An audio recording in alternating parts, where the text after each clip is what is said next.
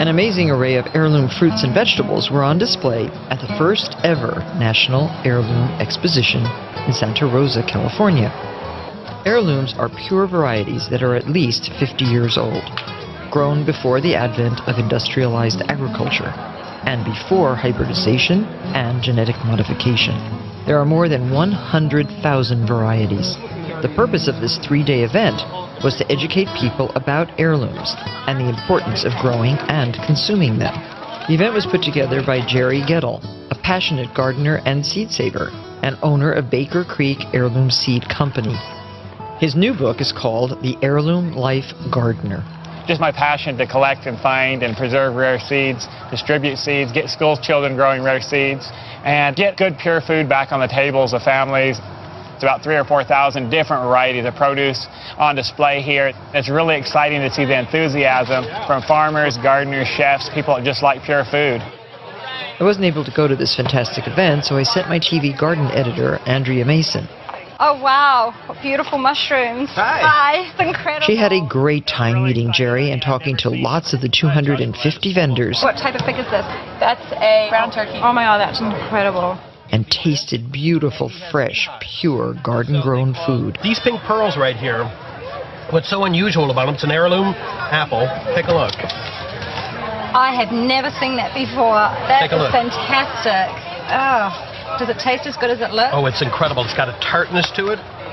It is a little tart, but the flavor is insane. Yeah, it's like what an apple should really taste like. There is nothing that I've never come across an apple like that. These go back to Jefferson's times. The seeds are literally over 200 years old. Jefferson kept meticulous records, so we're actually able to duplicate what he grew. They're called lemon honeys. They're actually melons. You can have one like this and one like this, and the reason why they're actually both lemon honeys is that Alex, who grows them, he's one of the new young farmers. He comes from a generation of farmers, Z&B Ranch. He does an open pollination. He has a number of beehives, and that causes this pollination on the farm where you get a broad variety of variation in one variety. Exactly, yeah, exactly. Fascinating. Yeah. Wow, I've never seen so many varieties of tomatoes, heirloom tomatoes. How many varieties do you grow here? I think over 100. I lost track. Wow, that's incredible. And this looks like a purple Cherokee, is it?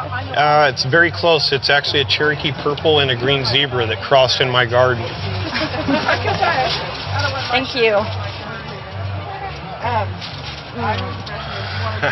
Spectacular. The real deal? That is, what a beautiful color. So rich. Want to try a different kind? I'd love to. What else do you have? Pineapple pig.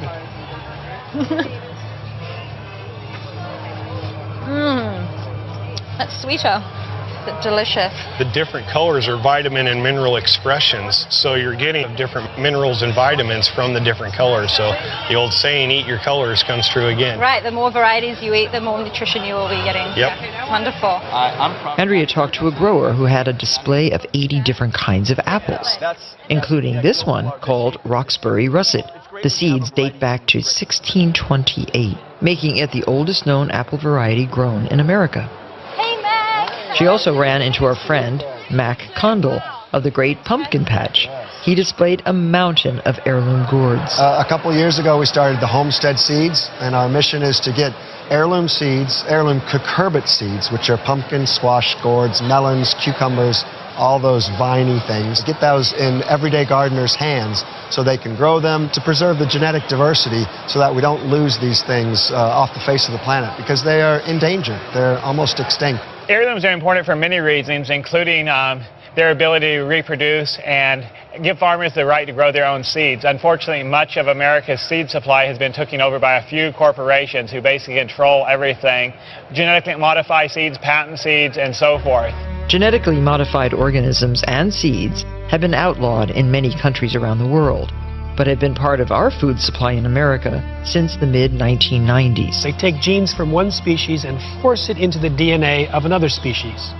For food crops, for example, they put bacterial or viral genes that basically allow crops to either withstand doses of deadly herbicide or produce their own insecticide.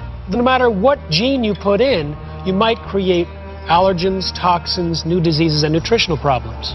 Although there is no Food and Drug Administration mandate to put a non-GMO, genetically modified organism label on food, many food companies are doing so. So it's best to eat organically grown food, and if it's not organic, look for a non-GMO label. So many years have gone when industrial agriculture has kind of taken over our food supply. This Heirloom Expo is a way that people are coming together and kind of reclaiming a stake in the agriculture. I think of heirloom, it's the richness of our culture, of our gastronomy, and our everyday pleasure, and just a whole revolution against the patenting of seeds. And it's a very important issue. We're all in this together. And the seeds, these beautiful seeds, are such a gift of nature. They're available to everybody. And they're the stuff of life.